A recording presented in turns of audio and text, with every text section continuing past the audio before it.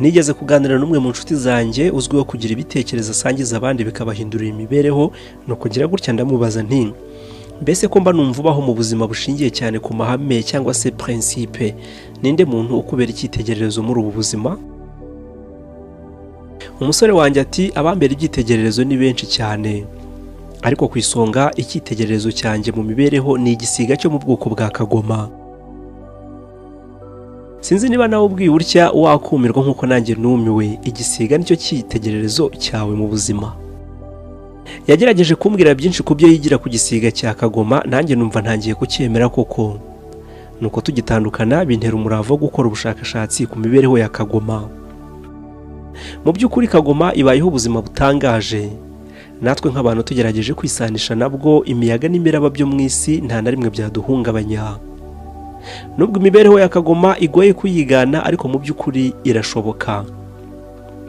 Benshi bati uzagira intego ihamye, uzakora ibikorwa biremereye. Benshi bavuga ibi bagarukira aha, ariko ntabwo batwereka ibyo wakora kugira ngo ibingibi ubashe kubigeraho. Reka uyu munsi tubiganireho. Nitwa Uwiringiyimana Patience. Nukuri birakwiye ko buri umwe muri twe agira imyitwarire imeze nk'iya kagoma. Uti kubera iki? Kuko tuzi neza ko ubusanzwe kagoma cyangwa se ifoto yayo ikoreshwa nk'ikimenyetso cy'imbaraga n'ubukaka. Mbese ninde udakeneye ibi byombi muri twe? Everybody needs the power. Buri wese akeneye imbaraga. Buri umwe muri twe akeneye kuba afite uburinganire mu bitekerezo. Buri umwe kandi akeneye kuba afite intumbero nta kujarajara, kabone nubwo rimwe na rimwe dutezuka. Ibi byose twifuza kugira ariko bikatugora, kagoma yo ibifite mu bushobozi bwayo. Kuva ikiri ntoya yarabitojwe, mu myaka y'ubukure bwayo ibana nabyo kwa kundi twebwe abantu tubana n'uburyo bw'uburyarya kugeza dutandukanye nabwo. Muri iyi mvugo reka mbaganirire ku bintu 6 bitangaje ku migirire n'imibereho ya kagoma. Niwumva nawe wabishyira mu ngiro nubwo utari kagoma, uzagerageze bizagufasha. Ku mwanya wa mbere, kagoma ifite umuco wo kuguruka yonyine. Hari benshi bavuga yuko bamwe bafata inzira uwumwe ngo bashikamye bagatumbera ikirere bakomeje, burya ngo baba bafite amababa akomeye ndetse bafite n'imbaraga zihamanya no kwiyizera kwabo. Ntuzatinye kuguruka wenyine, ntuzatinye kwerekeza mu nzira wihitiyemo kabone nubwo waba uri wenyine. Ukuri nuko benshi mu bagukikije batazigera bumva igisobanuro cy'inzozi zawe ndetse n'icyerekezo cyazo. Yewe rimwe na rimwe bazanga no kugufasha muri iyo nzira. Benshi bazakubwira bati wayoba wa muntu we, bati ibyo ntago bishoboka rwose, urimo guta igihe. Benshi bazaguha ingero z'abagerageje bikanga. Benshi bazakubwira yuko isi izaguseka kubw'inzira urimo kunyuramo. Uwo munsi niwumva amajwi nk'ayo, uzabibutse ko ibidashoboka bidashoboka kuri bo, ariko kuri wowe ari byo waremewe ndetse wahisemo nta gusubira inyuma.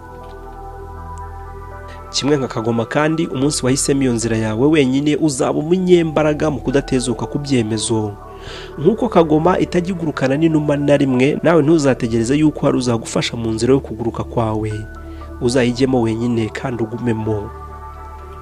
Buri umwe ndetse nawe urimo ufite ubushobozi bwo gukoza ibiganza byawe ku bicu, ariko kandi si buri wese ufite ubushake bwo kubikora, kabone nubwo buri wese afite ubwo bushobozi. Nkomeje kuri iri jambo nibuka igika kimwe cyakunzwe na benshi, cyavuzwe mu mbwirwaruhame yavuzwe na Perezida Paul Kagame, aho yavuze ngo nta muntu ushobora kuguha agaciro ni ukukiha. Ibyo kandi biri mu bushobozi bwacu, bikwiye kuba rero no mu bushake bwacu kugira ngo tubigereho.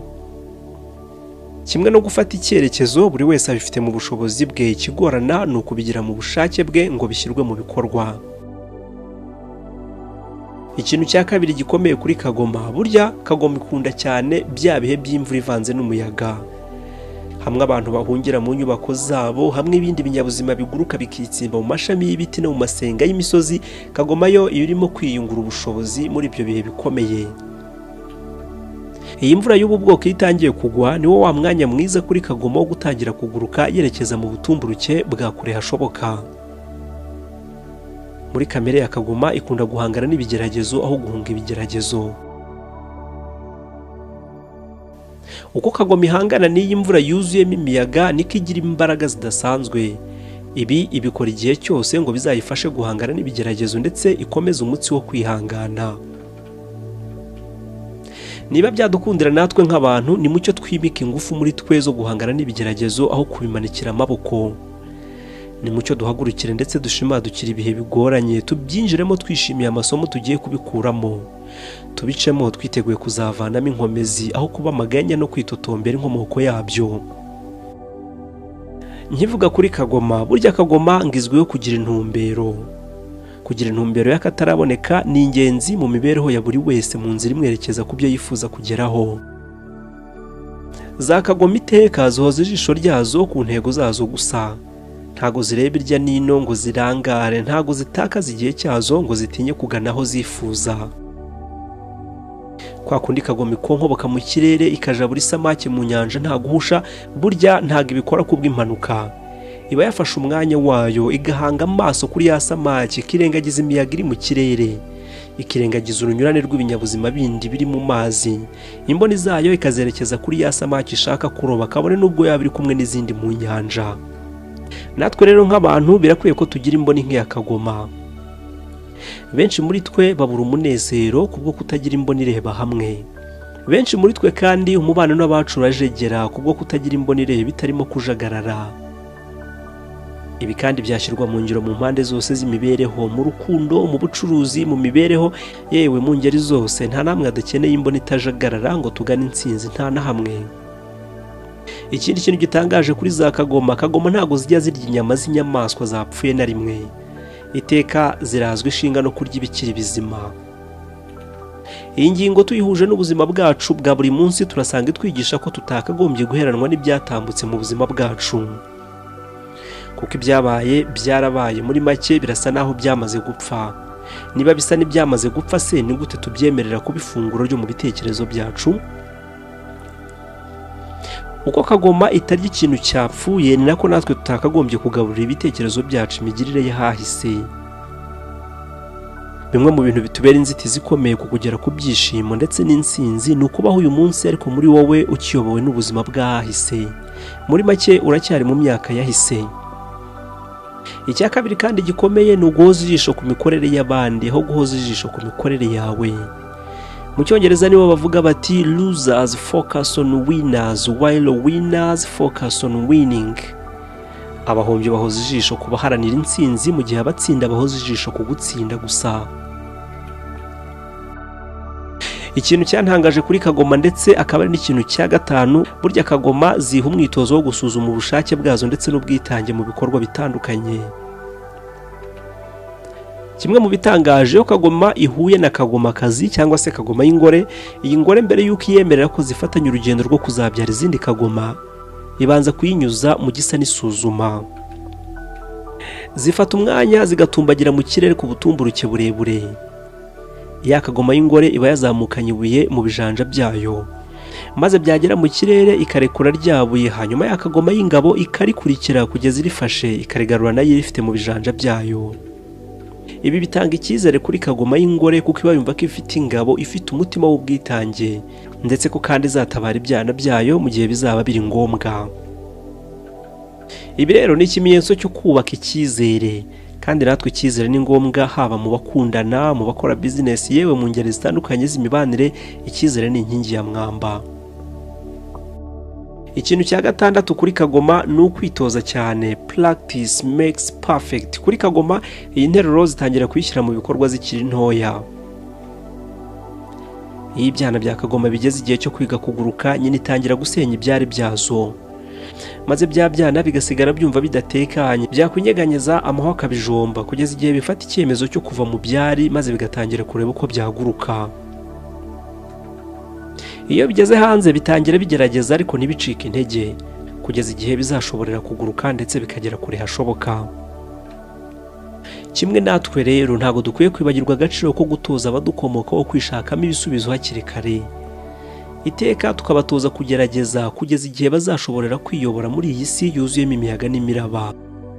Birakwiye kandi ko tutagakwiye gucika intege ngo uyu munsi byanze ngo twumve ko biturangiranye. Birakwiye ko tugerageza uyu munsi n'ejo tugasubira kugeza tugeze ku rwego rushimishije. Ngana ku musozo wo kuvuga ku buzima bwa Kagoma, iyi ngingo iratangaje ndetse inateye ubwoba. iyo kagoma igeze mu zabukuru hamwe imaze kuba agasaza cyangwa se agakecuru, mbese iri hafi gupfa, iba ifite ubushobozi bwo kongera kwiyuburura maze ikabasha kubaho indi myaka myinshi kugeza n'ubwo ishobora kungana n'imyaka yari imaze n'ubusanzwe.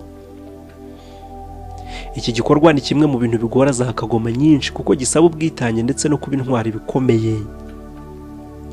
Iyo kagoma igeze mu zabukuru, ikinwa cyayo kiba cyaratangiye kuvunguka, inzara zayo ziba zaratangiye nazo kuvunguka, amababa yayo ntago aba agifite stamina ku buryo rwose uba ubona nta kindi ikwiye usibye kwipfira. Aha rero niho kagoma igaragariza ubushobozi ifite mu gufata ibyemezo by'ubuzima bwayo. Kongera kuba nshya cyangwa se guhitamo gupfa, byombi biba biri mu mahitamo yayo. Iyo ihisemo kongera kuba nshya, ijya ahantu hari amabuye cyangwa se urutare, cyane cyane nko mu misozi, maze igatangira guhonda wa munwa wayo kuri rwa rutare, igahondagura kugeza ubwo cya kinwa gishaje kivunguka kigashira, igasigarana ibisebe gusa, ikava amaraso menshi igashinyiriza, maze uko iminsi yicuma wa munwa ukagenda ukira gake gake. Iyo umaze gukira uba wabaye umunwa mushyashya, mbese ibigaragara nk'aho ari kagoma ikiri ntoya. Ibyo iyo ibirangije ihita ijya ku nzara, nazo ikazishwaratura ku rutare kugeza zivungutse zigashira, igasigarana ibisebe n'amaraso menshi. Nyuma y'igihe runaka nazo zigakira zikamera nk'iza kagoma ikiri ntoya. Ibyo kandi ikabikora no ku mababa yayo, igakora ibishoboka byose ikayipfura, maze mu gihe runaka hakazongera hakamera andi, maze kagoma ikongera igasubira mu kirere ari mu ryerye. Abakoze ubushakashatsi kuri kagoma bemeza ko iki gihe ari cyo gihe kigoye ku buzima bwazo. Iki nicyo gihe cy'uburibwe buhambaye, nicyo gihe kagoma yicwa n'inzara ikabije kuko nta bushobozi bifite bwo kujya gushaka icyo kurya. Imara iminsi itari mike iri muri ubwo buribwe, ariko iyo yiyemeje kubwishoramo nta kabuza ihakura intsinzi yihesha kongera kubaho indi myaka myinshi. Ntago ari kagoma zose zihitamo ubu buryo. Inyinshi kubwo gutinya ubwo buribwe zihitamo kwicwa n'izabukuru, aho kujya guhangana n'izo stress zo guhondagura umunwa n'inzara ku rutare ndetse no kwicwa n'inzara y'igihe kirekire. Kimwe no mu buzima bwacu rero birakwiye ko tumenya ko kubaho kwacu, nubwo mu myemerere tuvuga ko bifitwe mu biganza n'Imana, ariko twemere ko imbarutso y'ubuzima bwiza bwacu iri mu mahitamo tubufatira. Benshi dutinya kujya guhangana hakomeye, nyamara ariho hari umunezero w'ejo hazaza kuri twe.